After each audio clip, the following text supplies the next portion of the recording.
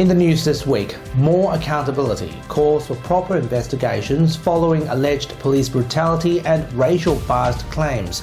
A WAMA News exclusive. Hands off my toys, the gelball community rallies against the blaster ban. Purpose-built quarantine facility to locate in Perth as negotiations began. And a feature interview with the Gelball Club president, plus Dr. Andrew Miller's comment. This is the Evening News with Ivan Leung and Sarah Smith. Good evening. We have the exclusive story in a moment, but first a COVID-19 update as Western Australia went into 3 days worth of restrictions starting this afternoon. It comes following WA recorded one new case today as the situation in New South Wales worsened. This morning, the state government announced that masks will be mandatory indoors and on public transport in Perth and Peel region from 12 p.m. today. A maximum of 150 guests at public events. Households were allowed to have a maximum of 30 guests. The 2 square metre rule will be imposed on all venues. Firstly, in relation to case 1022, who contracted the virus whilst in Sydney. She is in self-isolation at home and is helping our contact tracing team so we can alert the public to potential exposure sites. The exposure sites are being updated on the website at wa.gov.au and at the Healthy WA website, so please keep an eye out on them. The breakdown of the exposure sites includes instructions for people on what they need to do. Depending on the exposure site and the level of contact, some people will need to be tested and self-quarantine for 14 days. And some people will need to be tested and self-quarantine until they get a negative result. I want to stress that it's so important we all do the right thing and get tested if we've been to one of the exposure sites. We're ramping up our testing clinics, both public COVID clinics and private testing clinics. There will be wait times, so please be patient. The Australian Medical Association President Dr. Mark Duncan-Smith has praised the government's snap decision, but warned that lockdowns will be necessary if things don't improve. Yes, I think it is the right move at this stage not to go into lockdown with just one case. I think that our contact tracing abilities are greater. I think utilisation of the COVID Safe app will also help with that. But ultimately, if we start to get a couple of community cases, and especially if they can't be traced, then we will need to go into lockdown. And you can watch Dr. Andrew Miller's weekly commentary coming up later in this broadcast. Don't go away. Be more accountable. That's the demand to WA police after a spate of rough police conducts and alleged brutality incidents, which were exclusively revealed on WAMA News in the past 3 weeks. Advocates claim officers are putting themselves above the law and want action, calling for proper investigations into serious incidents and racial discrimination. We'll begin with Nelson Liu's exclusive report. Incidents resulting in violence, injury and trauma to ethnic and Indigenous Western Australians. WA police facing claims they're to blame. They're not abiding by their legal responsibilities. Demands have been made for police to be more accountable for their actions, following ongoing alleged police brutality and racial bias. The people of Western Australia do need to be protected and their rights need to be respected. Claims have risen of WA police failing to properly investigate complaints against officer conduct, alleging they've either been ignored or wrongdoing dismissed. Alleged racial bias also remains towards Indigenous and culturally and linguistically diverse communities, affecting police actions during arrests. In this state, the police investigate the complaints against themselves. Very few of those complaints are ever upheld. Advocates for victims want WA police to answer all complaints and uphold the law against the force. The law has to be respected and enforced, instead of some public servants thinking that they're above the law. It comes after 2 incidents in the past month. An Indigenous man's jaw was allegedly broken during an arrest, and an African woman injured and traumatised, officers violently shoving her inside a police van. A report last year also found WA's Corruption and Crime Commission investigated only 15 of just over 1,300 complaints received over the last 4 years. There are warnings ethnic and Indigenous trust in police is being eroded. People in the Cal community are considering the police their enemies and considering that they represent a threat. If they're doing this to well-spoken, young African people? What are they doing to the indigenous community? With actions targeting those groups stereotyping, mirroring violent arrests in the United States.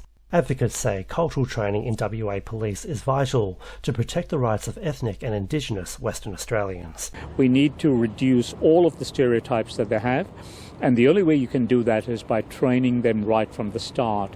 Nelson Liu, WAMN News. The WA gelball community today raised their voices against the gel blaster ban, which they say is an unfair and ineffective way to police an already regulated sport. Protesters marched from Elizabeth Quay to the East Perth Police Headquarters, hoping to make the state government reconsider the ban. Helene Fong reports. WA's Gelsoft community gathered today in Perth CBD to protest the imminent ban on gel blasters. The toy guns will be banned from July 3rd over police concerns that the toys look too similar to semi-automatic weapons. Players met at Elizabeth Quay and marched along the Swan River to the East Perth Police Headquarters, protesting a lack of consultation with the community before the ban was enacted. Great question of what has WA Police been doing over the past 3 years since gel blasters have been here. They've taken virtually no preventative measures to keep these incidents from happening. We had a very good regulatory regime that we were looking at 2 years in jail and $24,000 fines. They say the only thing the ban will achieve is the destruction of the sport. We are very depressed about this. Nothing much makes sense because these were our friends. These were the moments where we had fun. This is where we came to relax and enjoy the moments. And overnight, the government is telling me, no, you can no longer hang out with your friends and have fun. You can watch Laurentio's full interview on Western Perspective. That's later this broadcast. Helene Fong, WAMN News. This week, Premier Mark McGowan announced that discussions have begun with the federal government about the possibility of a purpose-built quarantine facility near Perth or Jandakot airports. Though no timeline is available yet, the Premier said the facility is unlikely to be completed by the end of the year. We want to make sure it has a use beyond this pandemic, so use into the long term, whether it's for disasters or whether it's for other purposes. It'll take time. Planning, design, tendering, building, working out the exact site, it takes time. But we'll do our bit to make it as speedy as possible. The facility would be funded by the Commonwealth and used to house Australians returning from international travel. This comes as WA's border remains closed to travellers from New South Wales as the state's COVID-19 outbreak continues with lockdowns in 4 local government areas. The funeral of Perth's talkback radio king Harvey Sattler went underway in Karrakatta Cemetery this week. Hundreds came out to pay their last respects, including big names in media, politics and advocates in the community. Mr. Sattler was always an outspoken broadcaster who said what he thinks, with the power to mobilise the masses for a better cause. Despite his recent illness, he fought all the way to the end. During an emotional service, Howard's family members and former colleagues paid tribute to him by sharing some of their best memories. Perhaps it was this trip in the fishing boat that best describes Howard's life. Set your own path, under your terms, but don't leave your mates behind. Howard never took hostages and was certainly not everyone's cup of tea. Some people didn't like him, but he liked that. That said, he had an army of listeners that loved him. Howard's army miss him. He was their fearless leader, and a lot of you are here today who were part of Howard's army. To Zespane and the family, our sincerest condolences from the wide media community. You've lost a man that loved you all so much. The state opposition is calling for action on mental health for WA's youth, calling the system underfunded. Deputy Opposition Leader Libby Mettam says more money needs to be devoted to the mental health budget.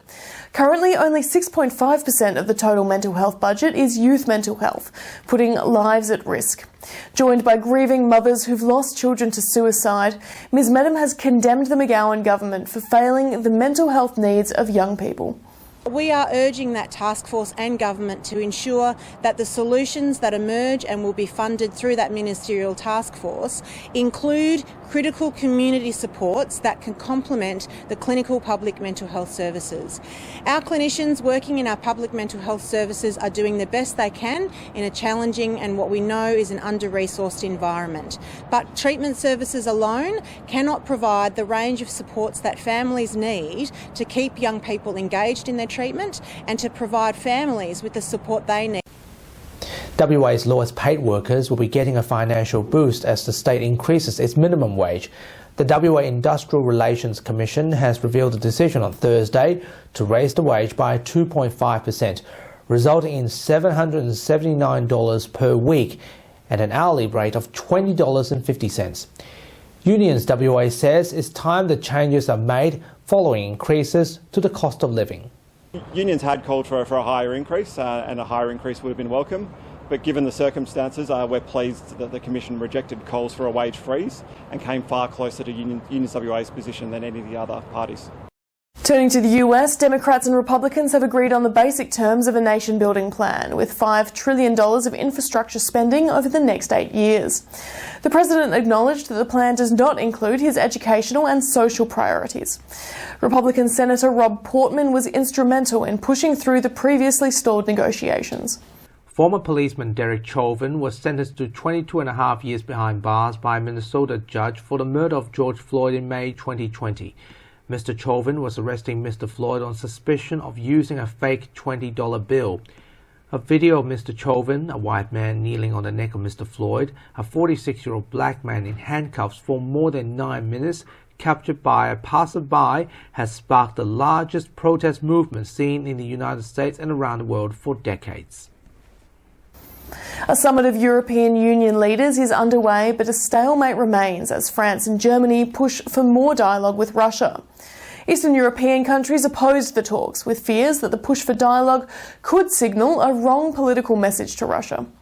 In a later statement, the European Union remains open to discussion with Russia. Have you always wanted to bring your furry best friend to work? Well, this week, Take Your Dog to Work Day made that a reality.